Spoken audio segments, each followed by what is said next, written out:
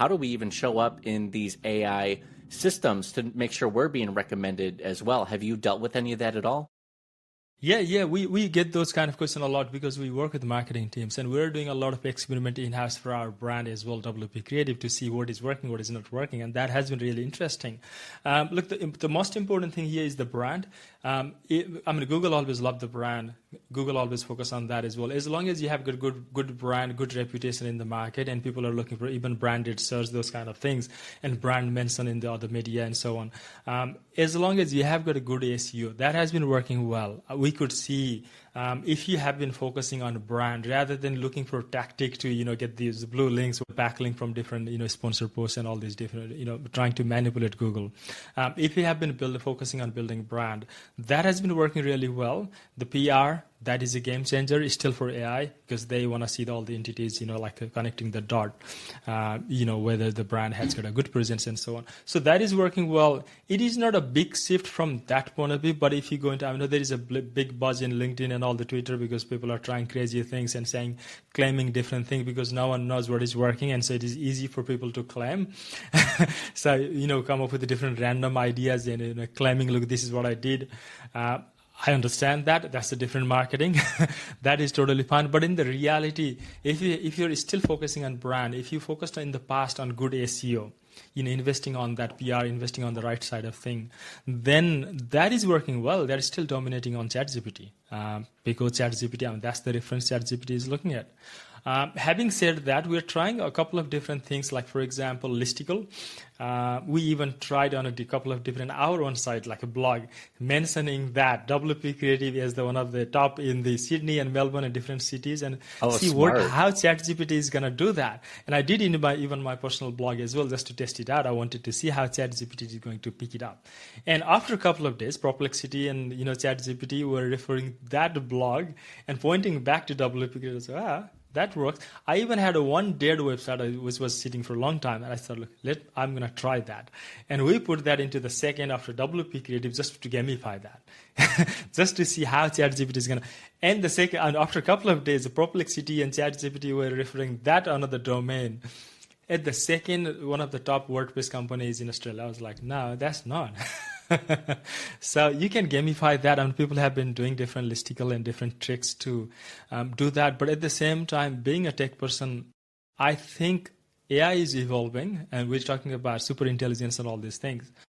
I think it will get a lot smarter. It is. It will figure it out. All the hackers and trying to do random things. It will get a lot smarter in terms of recommending who the brand is and why there's the brand, and it will figure out the negative things. It will figure out those spammy things that SEOs have been trying to do, which we do. Because we love testing things because there are no rules.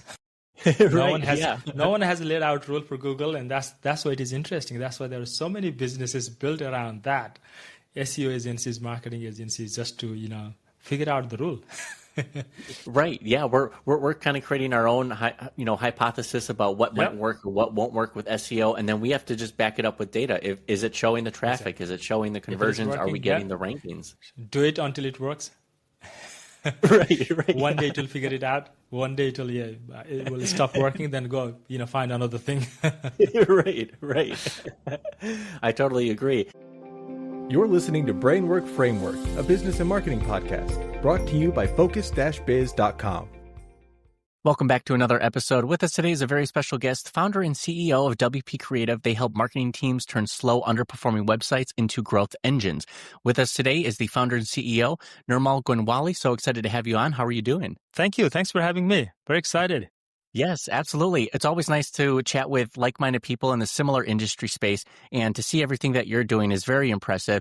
How did you even get into what you're doing now? Did you have background or experience in this space before you started? Thank you. That's a great question.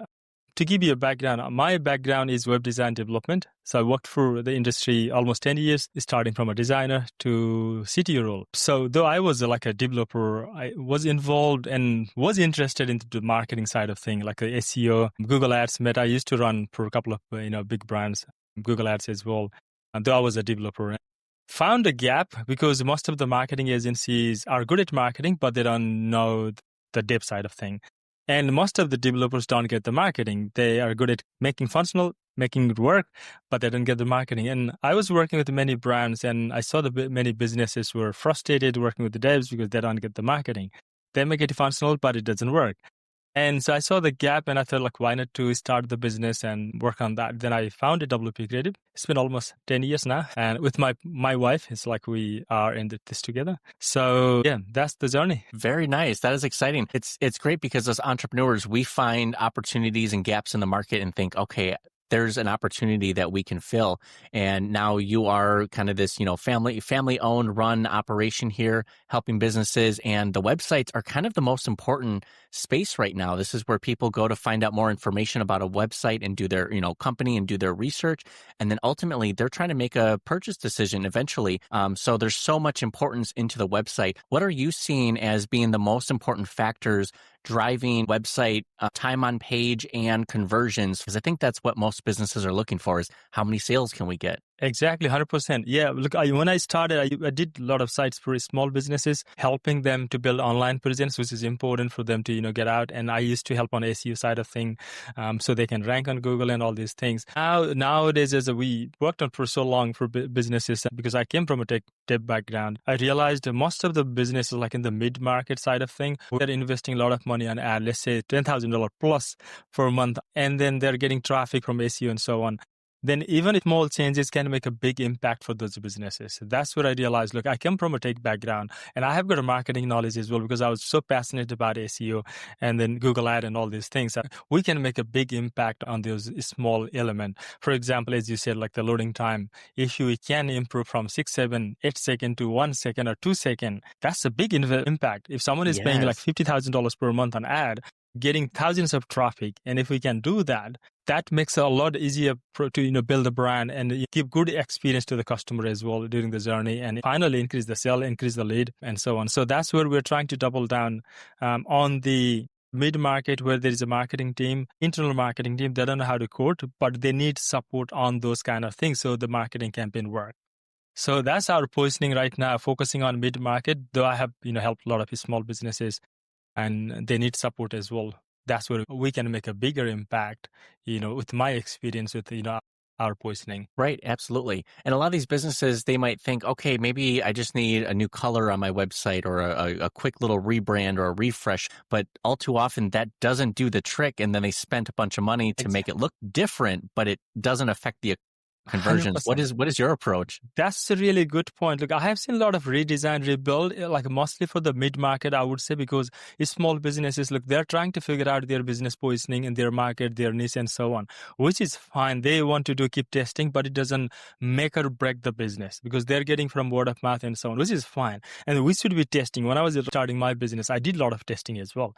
But when you look at the businesses which is established in the market and they have got to found their positioning and the market fit and so on, I have seen a lot of redesign, refresh, like they go to full service agencies, creative agencies, and they propose the redesign, rebuild. And what happens is there are so many things into that, because if they don't know the marketing side of things, preserving the SEO asset and other landing pages, other attribution, and there's so many things into that which is already working. Now they come up with a fancy idea to look bigger, to look maybe premium. I don't know what that is, but they come up with the hypothesis, not based on the data, but based on the hypothesis, and they build a site, which takes, like, say, 5-6 months, because you need to go through the media, you need to go through the copy, you need to do a lot of different things, and stakeholder and approval and the design, which always takes more than what we plan out. And finally, it just doesn't work.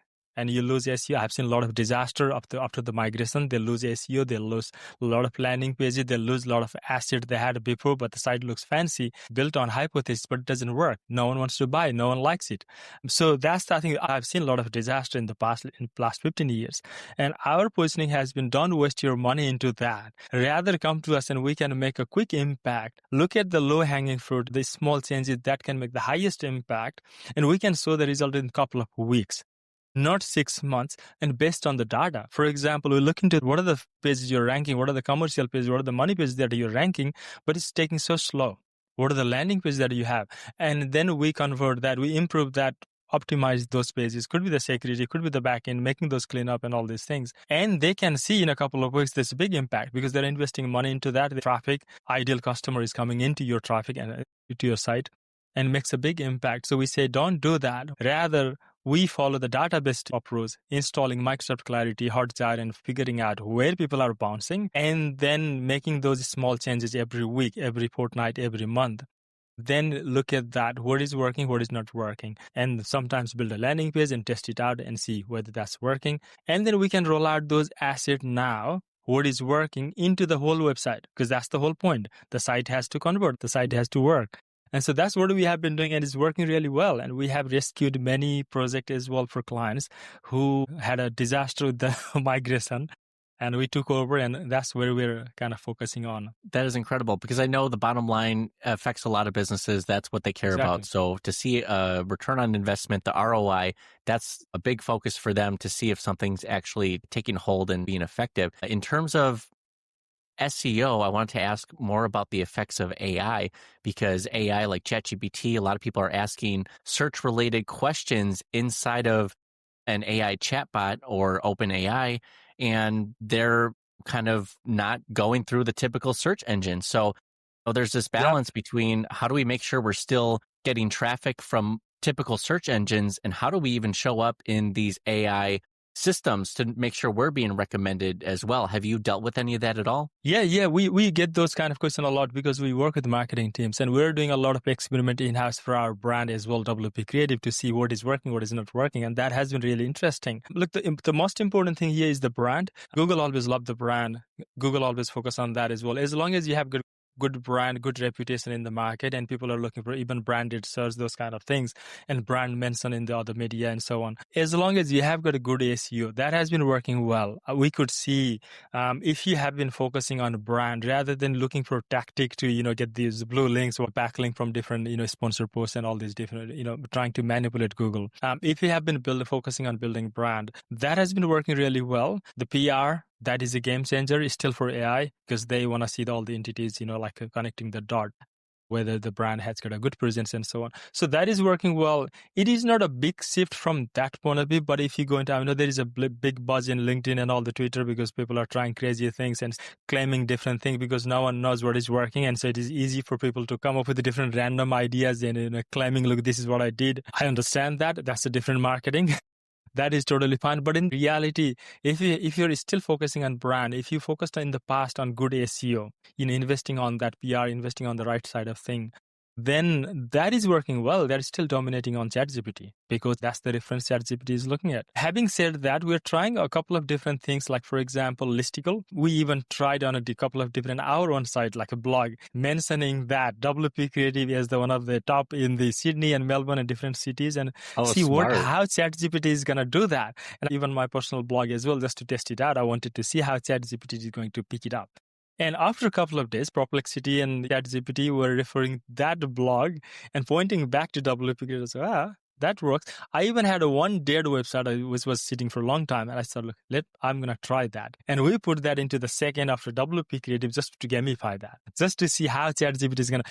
And the second, and after a couple of days, the Perplexity and ChatGPT were referring that another domain at the second one of the top WordPress companies in Australia. I was like, no, that's not. So you can gamify that, and people have been doing different listicle and different tricks to do that. But at the same time, being a tech person, I think AI is evolving, and we're talking about super intelligence and all these things. I think it will get a lot smarter. It is. It will figure it out. All the hackers and trying to do random things. It will get a lot smarter in terms of recommending who the brand is and why there's the brand, and it will figure out the negative things. It will figure out those spammy things that SEOs have been trying to do, which we do. Because we love testing things because there are no rules. No one has a laid out rule for Google, and that's why it is interesting. That's why there are so many businesses built around that. SEO agencies, marketing agencies, just to figure out the rule. Right. Yeah. We're kind of creating our own hypothesis about what might work or what won't work with SEO, and then we have to just back it up with data. Is it showing the traffic? Exactly. Is it showing the conversions? Working, are we getting the rankings? Do it until it works. Right. One day it will figure it out. One day it will stop working. Then go find another thing. Right. I totally agree. And for the types of businesses that you help, are you mostly working with a particular industry? Is it B2B? Is it B2C? A little bit of everybody? That's a good question. It mostly has been B2B service kind of industry, but Our focus has been mostly WordPress because I found most of the marketing teams have been using WordPress. They love WordPress, and I want to support, empower marketing teams. And the second thing, the couple of the other things are, it has to be internal marketing team. So we don't go after let's say the business owner who is wearing a marketing hat, which is hard to make it work. So we want to support businesses where there is a marketing team and they're running on ads, investing at least $10,000 per month because they're getting traffic. That's where we can show value. That's where they get value out of our work. Otherwise, if you're not getting traffic, not even a couple of $1,000 traffic per month, you don't see much impact from us. There are so many ways, DIY, Wix, Weebly, whatever you want to try, to build and have online presence, which I have done in the past, which is a very low impact work, I would say. Yeah, absolutely. And it's good for both businesses. One, because you need to demonstrate that return on investment, and you just know if you're not getting the traffic yet, it's just not worth the effort. But it is for the businesses that are already established and have some traffic, because then you can start improving. If you're just too early on, it's like you're spending so much time trying to get going and they're not going to see those returns right away. It can be discouraging. Yeah, for those SEO, maybe the online channel, maybe not the right channel, may not be the best channel as well. They could do other different kind of marketing strategies, because SEO is, everyone says it is free, but in reality, one of the most expensive channel. If you really want to win it, for us tech people, SEOs, devs, and it is free because you can invest your time to learn and experiment and do random things. And you don't calculate the time investment you have been doing. And if you had put that time into, doing other work, if you do the time calculation, SEO is the most expensive channel. Right. Yeah, in terms of time invested and everything that goes into it. It is a competition. Like in Jan, like in 1 month you're there, and another month another does more hard work, more PR, then another month there. It's just a cycle. Recycling is a kind of marathon. There is only one position at the top, and that means Jan, one goes there, Feb, another goes there, and one company SEO guys brought that number one for this keyword. After 3 months, another guy will say, look, I did for this one. Everyone is a marathon. But that's why it is exciting, because people want to win. We are competitive. Right, absolutely. And that was, when I went back to school and just considered all the positions and jobs that were possible, I always hated the idea of continuing education. I was like, man, all the things I have to learn to just keep my job, I hated that. The only exception was marketing. And I was so fascinated. I loved learning more. And the changes that happened over the years, 10 years ago, SEO was a different game. 5 years ago, 4 years ago, each year, it's like things are changing that we have to adapt to. Yep. 100%. Yeah. The playbook has been changing every day. Absolutely. And for you, is it mostly just testing, or are you doing a lot of research and education, learning more about what's effective for other people, or are you just running tests as well as far as the changes in SEO? In terms of SEO, we don't offer that as a service ourselves. We are more on the dev. We support the marketing team. We do a lot of technical work. We do a lot of technical SEO migration and supporting on that. We do have an in-house SEO team, but we don't offer SEO as a service, because it goes. There is a content. There are three things: good content, good web, and the good authority backlink. We are not a backlink expert. We don't want to get into that game, which I hate, and I have got a love and hate relationship with that. And good content, look, we work in a kind of mid-market, financial, and legal. We're not the expert in writing content. We always say your in-house team has to do that. Someone is in the business and who knows the business well. So then it goes back to the good website. There are three components there. And so we focus on a good website. We want to make it work, SEO friendly, loading fast, good user experience, and so on. And that makes a big impact in SEO, because finally Google wants to refer traffic to where they get the best experience. They don't want to send to where they get frustrated, because they will lose the trust with Google as well. Yes. So that's what we make it look good. We do a lot of, answering back to your R&D kind of thing, we do a lot of experiment in-house ourselves in the brand, and we have got a different sites as well to do those kind of run experiments. I love doing that experiment. Yeah, it's fun. And we also work with the marketing teams, and that's the kind of edge as well, because we get to know what they're doing and what are the problems they're going through, and they bring the problems, and we do that kind of brainstorming in-house to do that. I have got a team, I'm 25 plus team, so I have got a very senior devs and designer and technical team, so they do kind of internal discussion to solve those problems every day. Absolutely. I was curious, because you deal so much with WordPress. It's a very popular website and hosting platform. A lot of big companies use it, small, medium size.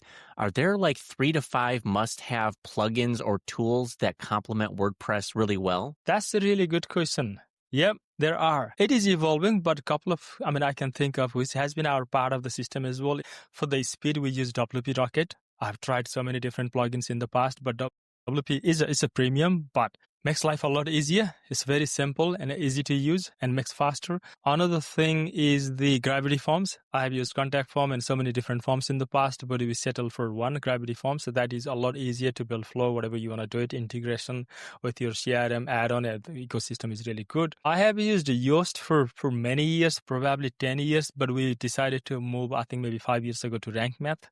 Oh, yeah, me too. That was exactly from Yoast into Rank Math. Yeah. Yeah. I used for 10 years. Then I think they sold the business to another. Yeah. Found Rank Math more valuable. Let's say that way. So Rank Math is another one I can list out. What else is... These are the 3 plugins I mentioned. And look, at the same time, I'm not a big fan of having too many plugins. That's against what we recommend. For example, there are the many page builders. I don't want to open that one right now, but it's still Elementor, which marketing people love, but we hate that in many reasons. There is a love and hate relationship, let's put it that way.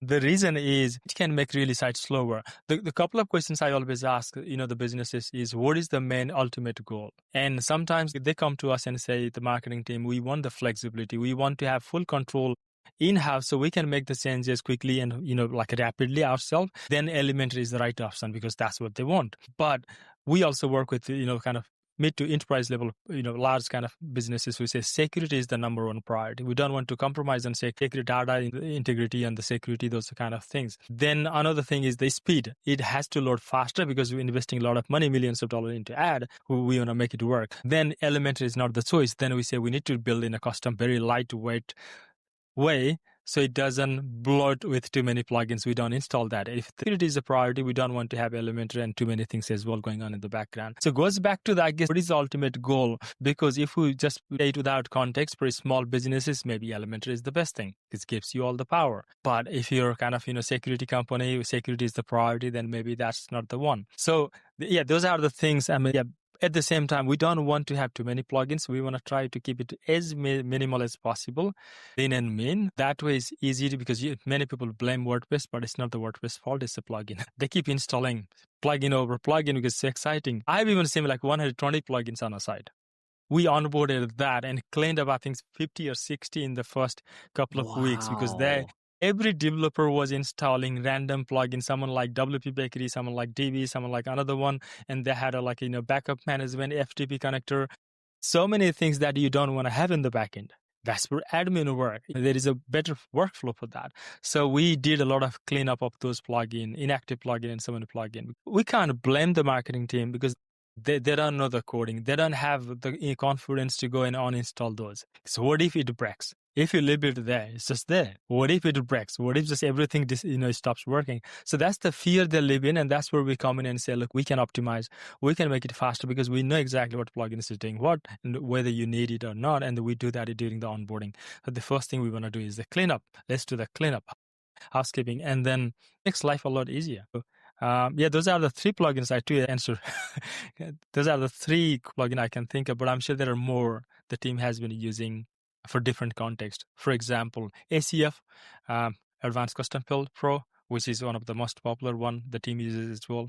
Yeah, because you can't build on a website with a faulty foundation. If it's just slow and clunky already, you don't want to add more into it. You need to clean up first, and then you can build everything from that. And specifically, because you have a web development background, you get into the coding, the development of it. I was curious, what are your thoughts on some of the AI website builders and tools out there? It seems like we can almost create apps or what we think might be apps. Are those real, or is the code legit, or are we putting ourselves in a bad situation where these sites and apps that we're creating with AI are going to break or they're not secure? I have got a mixed kind of feeling about it. Like, what I mean by that is I'm really excited on AI because I'm a tech guy. I love these technologies and I've been testing a lot as well. Whenever I get a chance, I go and try different tools. And I tried, I think last year, Lovable, and I build a couple of different tools as well, test it out. At the same time, I'm excited for that, where it is heading. We can't ignore this. We need to adapt with that. And we have been using AI Copilot for the team, and they have been using that to do faster and so on. That is really good. But at the same time, if someone doesn't have a knowledge, one example I gave it to the team last year, I think we were having this discussion, was kind of sharp knife, like for chef. If you give it to someone like a knife, you can use it in a different way. If you're a good chef, and then you'll get it faster. But if you give it to kids, if you give it to someone who doesn't know how to use it, then is that going to help? No, it's just going to do more harm. So it's pretty much the same. If you don't have a trunk, I would say, look, if you don't have a really good foundation, if you're not still using your brain to understand what is going on, you don't know how to connect those dots, then it's not going to help. Doing vibe coding, I know it's a buzzword. Everyone loves that because you get the wings, whatever Red Bull, to do whatever you want to do it. You have got the power to build things, which is cool. But at the same time, I guess if you really want to take off and go to the market and build something, you need a CTO. You need a dev team, I guess, to really understand what is going on. I have seen so many disaster, the Supabase database getting hacked, and they're going viral, but next day they're getting hacked, and I don't know what is going on right now. I saw that, a couple of months back. So, these are interesting timing. So I guess we'll figure it out. Right. Absolutely. Yeah. Can't wait to see what that technology, brings in the future. There has been leaps and bounds with the capabilities and just what it can do. I mean, it used to just be kind of like a chat bot or a glorified search engine. Now it's creating music, it's creating videos, it's creating websites. And this is crazy. And it's only going to keep getting better. Yeah, 100%. I think we have to adapt. I'm more positive on this. Look, this is going to change for better, like in many ways, but not as we think right now. We still need expertise. We still need people who can think, use their brain without just getting into like chat. Because I get sometimes frustrated when I review the candidate who doesn't even read the question, and they just go to dump into ChatGPT and answer that. Sometimes I've even seen the team in the initial days using to answer anything from the ChatGPT. I was like, no. And people who were saying like a human who is going to use AI is going to kind of replace the other humans and so on. I was thinking, no, who can think, their brain whenever ChatGPT is down for a week, that person is going to replace the human and AI in the future, because we still use our logical cortex and brain to process the information at the same time with the AI. So it has to be assistant, not replacing human, not replacing the whole work. But I know there are some of the admin work which no one cares. Admin work, you can automate that. There was Zapier, there were other tools in the past as well, which does better now. Right, absolutely. And I agree that it's up to us to want to learn more and take in that knowledge and not treat it like something we can lean on. We need to be able to read a little bit of code or understand what's happening, so that way we can fix any errors or kind of reverse engineer the code or just the prompt, whatever's being used. So it can definitely enhance us, but we need to be smart too. We can't let it make us be dumb or rely on it too much. And I hope we will get one day where we don't need to know the coding and it does everything in the background and it is safe and secure. Maybe. Maybe. We'll see. Yeah. That'd be exciting. Just everything happens to the UI. You don't need to, which is happening right now as well, vibe coding, but you don't need to know that. Whatever, maybe there is a better way, but I don't know. Right. Yeah. It's super Maybe that's the super intelligence we're expecting. Yeah, exactly. We have different expectations on what the AI should be doing and what it's capable of. It's super fascinating stuff. Nirmal, where can people find out more about you and get connected with you online? I am mostly active on LinkedIn. I use LinkedIn pretty much every day to connect with people and, share some ideas. And you can also find me on WP Creative. That's my company. Yeah. Wonderful. And we'll have those links available down in the show notes and the description so you can get connected with Nirmal more. Wanted to ask, we're wrapping up 2025. We're at the end of the year almost. What are you excited for in 2026? Do you have anything new that you're launching or putting together, or are you just kind of keeping the course with everything that's been working so far? That's a really interesting question. That's what I've been pondering right now for the last couple of weeks, because we're setting a 10x goal, impossible goal, and I'm following one scaling framework. I don't know if you know Dr. Benjamin Hardy, and I've become a part of that. I went to actually Utah for last week, in-person event as well. I was really excited for that word, the concept of the mindset of that. So we're setting some impossible goal for next 3 years to empower 500 global marketing teams to turn clunky website into growth engine. So that's our impossible goal. Because now we have got around 50 retainer clients on our marketing teams. So it's a kind of a 10xing I'm excited for that. We're rolling out a lot of things, including the expansion in the US and making the support 24/7 and simplifying the whole process and the streamlining the onboarding and delivery and other things as well. Probably we'll use a lot of AI to get the support where we can do faster. I'm very excited for what we can achieve in the next 3 years.